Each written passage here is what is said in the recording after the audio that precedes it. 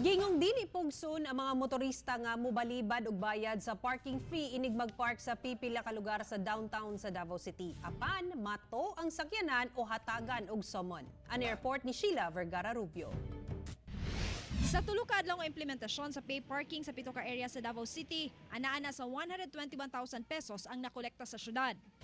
First days of implementation nato, so more or less halos naabot naman nato ang atong target.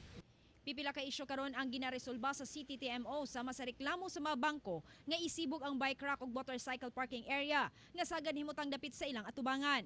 Ikaduha mao posibleng pagpa-exclude sa dalan duol sa City Hall sa pay parking zone ingon man ang pagresolba sa kung pabayron ba ang mga government vehicle nga dunay operasyon o dili. Wala may nakabutang kun sa atong traffic code nga dili sila pwede paninglon.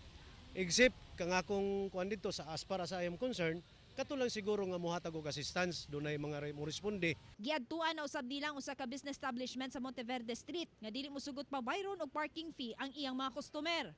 Either ikaw na mubayad para sa ilaha or magpakita ka og dokumento nga imuhan ng kalsada. Sumala ni Abude nga ang mag-load ug unload sa pay parking zone mamahimong di pa bayron kung dali lamang ug wala gayud mag-okupa sa parking area. Samtang niya usab nila ang sticker nga sulod sa usa ka tuig magamit sa kantidad nga 3,000 o 5,000 pesos.